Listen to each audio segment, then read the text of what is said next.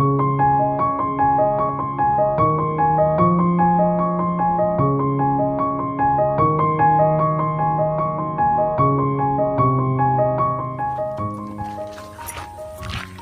araw po sa inyong lahat mga kabuksi. At ngayon po pupuntahan natin si Tonet, yung batang Aita na masipag.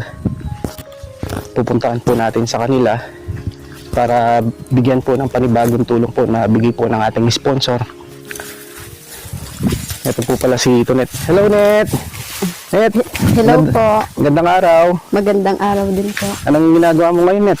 Naglilinis po tsaka naggagambol po ng mga luya. Ano ito, Net? Mga Kamoteng kahoy po. kamoting kahoy. Tanim nyo to? Opo. Pag ito, yung tanim nyo ito, pag hinahanin nyo, anong ginagawa nyo? Binibenta po ni Mama, tapos pinambibili po ng bigas. Bigas. Opo, Asan pa yung mga tanim nyo dito? Ayun po, luya po. Mga luya. Opo. Luya ito. Opo. Tapos may saging, no? Opo. Pag ano, Net, itong ano nyo, yung ginagawa nyo dito sa kabundukan na araw-araw tinutulungan mo yung mga magulang mo. Opo. Kasi po pag di po namin sila tinutulungan, kawawa naman po. Kasi alam naman po namin yung hirap na ginagawa din nila. Kaya tinutulungan po namin sila para in case na matulungan po. Ano ito, Net, yung sapilitan ba ito o kusa mo itong nagagawa? Kusa po. Bakit mo kukusa itong ginagawa na tulungan yung mga magulang mo, yung nanay mo? Kasi alam ko naman po yung hirap ng buhay, kaya gusto ko rin pong tumulong. Kasi di po namin maaano yung pagod. Napapagod din po kasi si Mama, kaya gusto po namin na kung napapagod din po siya, dapat mapapagod din po kami. Kasi siya po yung nagsakripisyo sa amin, kaya kailangan mas mainam po na tulungan po namin siya kahit sa ganitong trabaho lang po natutulungan namin si Mama. Talagang sinasakripisyo mo din yung pagtulong sa magulang Opo. mo, no? Kahit mainit po, umulan, basta makatulong lang po, okay lang po. Tapos yung parang yung bahay nyo malayo dito sa kabukiran, no? Nilalakad mo. Opo, tas galing pa po ako dito tapos papasok sa school. Nilalakad ko po. Umaalis po ako dito mga saktong 5 po. Tas darating po ako din sa amin, 6 o'clock, ganun po. Isang oras yung lakaran. Opo, tapos po, pagdating dun po sa sa Yeyang po, magbibihis na po kami tapos maglalakad na naman po papasok sa School. Layo, no? Opo. O sige, Net, dito tayo. Sa may lilim para makumusta ka namin. Dito tayo, Net. Sa may lilim. Napakainit dyan. Dito tayo.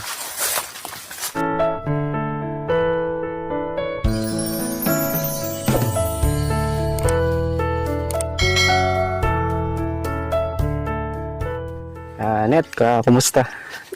Okay naman po. At sinadya ka namin dito para mapuntahan. At mayroon naman kaming panibagong tulong na bigay ng ating kababayan na si Sir Billy de Los Santos. Kaya pumunta kami dito at napag-alaman namin na nasabi sa baryo na nandito ka sa bukid. Opo. Kumusta? Kumusta, Net? Kumusta yung pag-aaral mo? Mabuti naman po. Kaso, bago po ang lahat. Kahit gaano man po kahirap yung buhay, kinakaya po namin. Dahil wala naman pong imposible sa kakayahan na meron po kami. So bago po ang lahat, maraming salamat po sa inyo dahil kahit napakalayo po ang aming bukid na ito, pinuntahan nyo pa rin po, handa nyo pa rin po kaming puntahan, kahit mainit man po, masukal, okay lang po sa inyo. Nagpapasalamat po kami ng marami po sa inyo. Tapos po yung gaya po niyan, kinukumusta nyo po yung pag-aaral ko. Okay naman na di ko po mawari, ganun. Pero kasi po, araw-araw po ang hirap. Grabe po yung nararanasan namin. Maaga pa lang po, kailangan gising ka na kasi maglalakad po papunta dun po sa amin, sa baba po, para pagdating po namin doon, magbibihis na, tapos papasok na naman po sa eskwelahan. Tapos po, uwian na naman po ng hapon. Uuwi na naman ng bahay. Tapos po, pabalik-balik po yung ginagawa namin. Tapos pag nagagabihan na po kaming umuwi dito pag minsan. Tapos po, pag minsan naman po, pag wala po kaming pasok, si mama po, tinutulungan po namin siyang kumuha ng mga gulay. Naglilinis po kami dito. Tapos po, kung minsan po yung mga halaman po namin, pa, kaya kailangan po na mas pursigihin po namin linisin para pag mag-aani na po, mas marami po yung aanihin namin. Yung ganitong pamumuhay niyo, Net, na mula nung pagkabata mo, na parang namulatan nyo na yung sa bukid, sa bundok. Pero yung pag-aaral na hindi kayo humihinto, hindi kayo sumusuko. Opo. Mula po nung bata pa po kami hanggang sa nawala po yung tatay namin. Ito na po yung buhay na namulatan namin. Ang hirap po, grabe. Minsan po di na po namin alam kung saan po kami kukuha ng pagkain. Lalo na po nung isang week po. Grabe po, stress na po yung namin kasi di po alam ni mama kung saan po siya kukuha ng pagkain. Kasi wala po talaga kaming bigas. Tapos po, sabi ko kay mama, punta muna po ako dun sa baryo. Pumunta po ako ng baryo tapos po, umiram po ako ng bigas. Paano yun, Net, nung pagkahiram mo ng bigas sa baryo?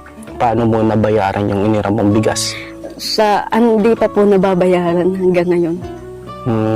Parang ginagawa mo, ihiram kang buong bigas tapos pupunta ka sa bundok, parang kumuha ng gulay tapos ibebenta. Opo. Tapos babayaran na naman. Opo. Tapos kung kukulangin na naman sa bigas, ihiram na naman. Opo, ganun lang po.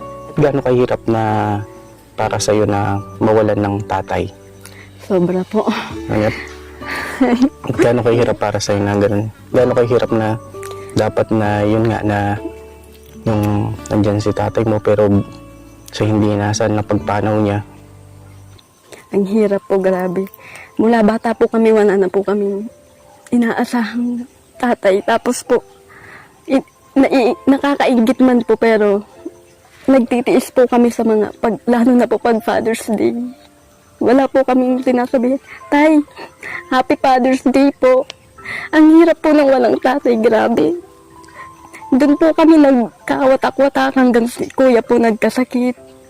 Si mama po na-depressed din po. Muntik na po siyang magpakamatay, ganun.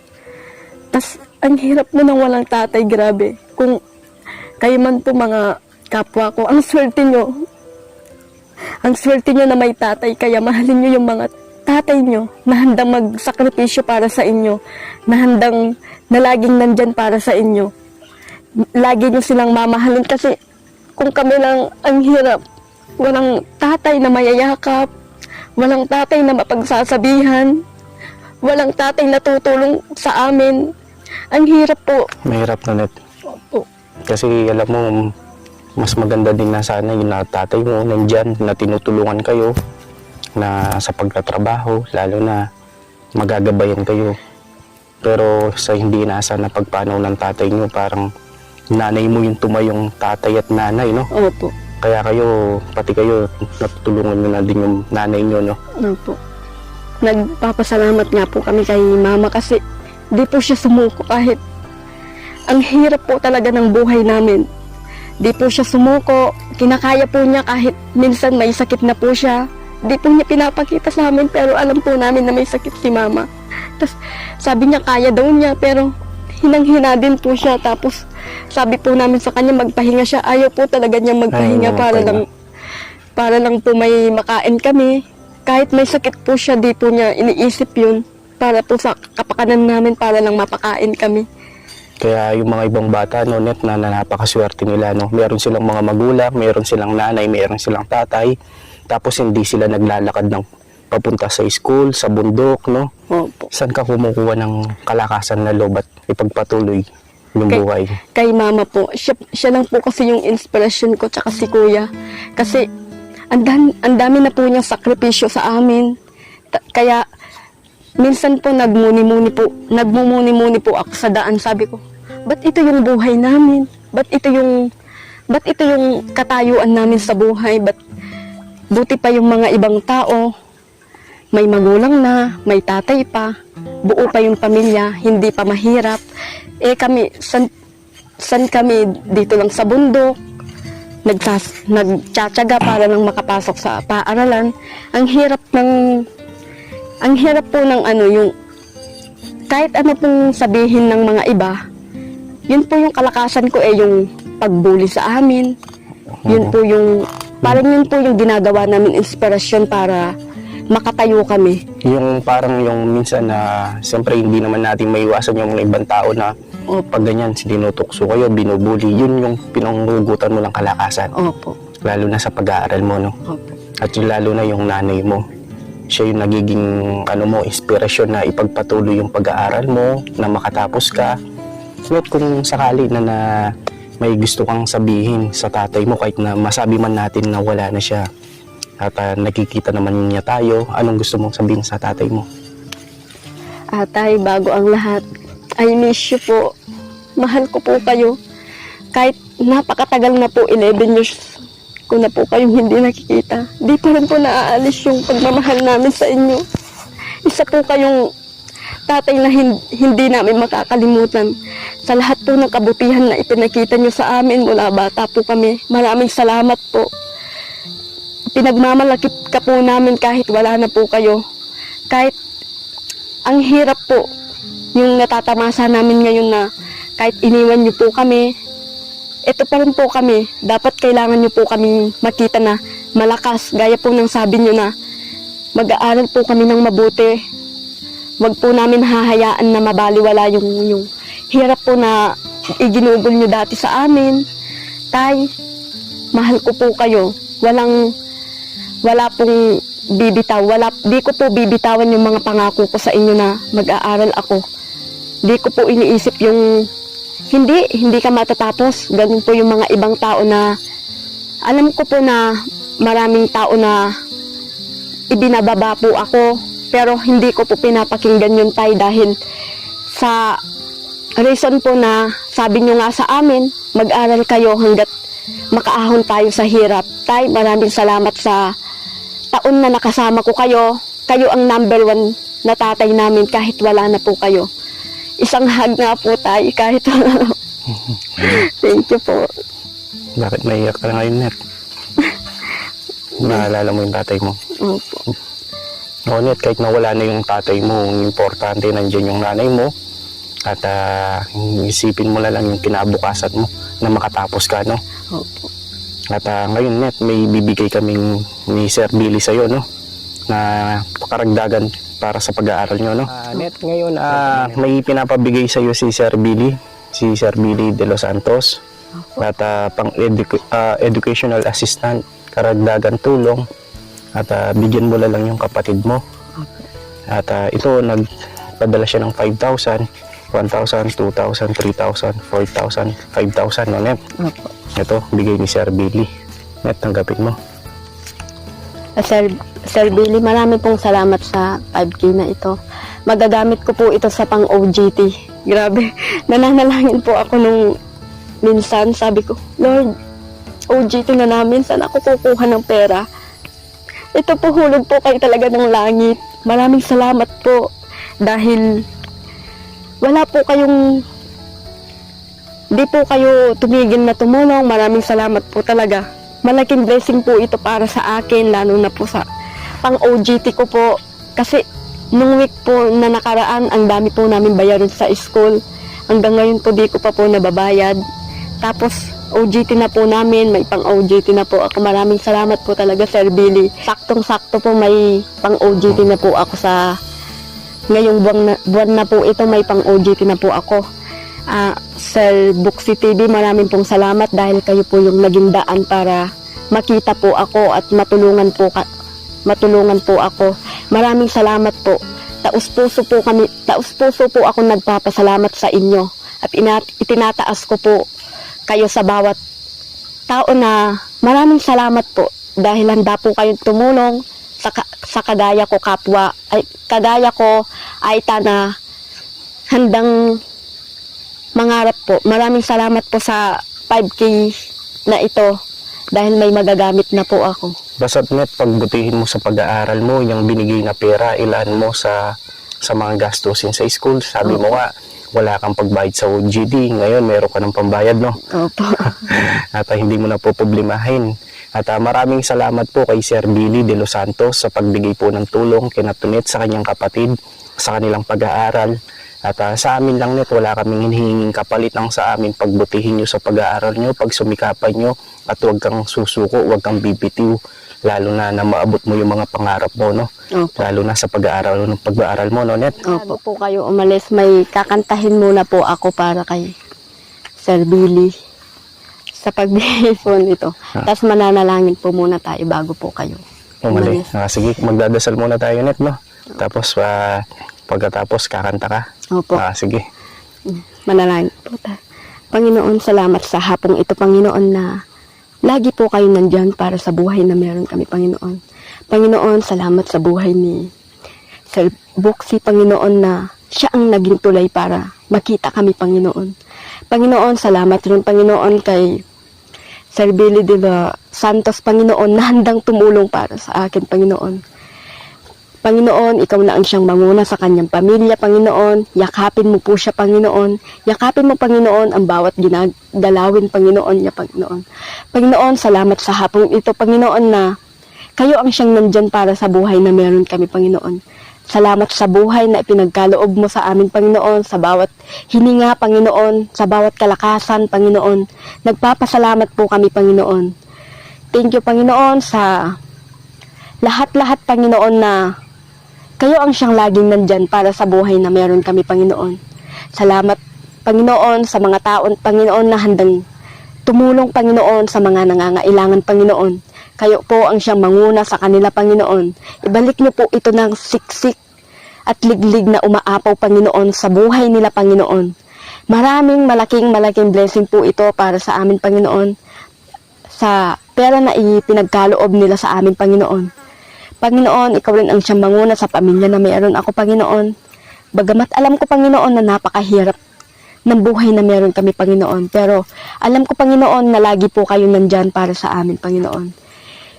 Ito po ang aming panalangin sa tanging pangalan ni Jesus. Amen. Amen. Sige, Nonat. At kakanta ka muna. Sige po. Maraming salamat po mga kabuksi kay Sir Billy sa lahat po ng mga sponsor po natin na nasa ibang bansa. At ako po ay nagiging tulay, nagiging kasangkapan lang na magatid po ng tulong, lalo na sa mga kabataan na nagpupursige na kagaya ni Tunet. At sige, Net, no? Kanta ka muna, Net. Salamat po. May inihandang awit po ako sa lahat ng mga OFW na tumutulong para sa amin, lalong-lalo na po kay Sir Billy De Los Santos. Para po sa inyo to at sa mga ibang bansa po na handang magpahatid ng tulong sa mga kapwa ko, Aita, na handang mangarap. Maraming salamat po sa inyo. Ano mang sabihin sa'yo ng mundo, kahinaan ay huwag itago, kalakasan ay iyong sa ating pagsuka. Mayroong bukas na naghihintay sa'yo. Oh, kain naman ng pag-asang hatid nito sa iyong paghilom at pagbangon ay kasama mo ang ating Panginoon. Ang tahanan ng puso mo, anumang sabihin sa'yo ng mundo, kalakasan ay iyong itago, kahinaan ay iparin na sa ating pagsuka. Mayroong bukas na naghihintay sa'yo. Oh, kahinaan ng tadhanang hatid nito sa iyong paghilom at pagbangon ay kasama mo ang ating Panginoon. Ang tahanan ng puso mo, Huwag kang matakot, huwag kang matakot, huwag kang matakot, huwag kang matatakot. Ano mang sabihin sa'yo ng mundo, ang kalakasan ay iyong sa iyong pagsuko. Mayroong bukas na naghihintay sa'yo. Oh, ang tahanan na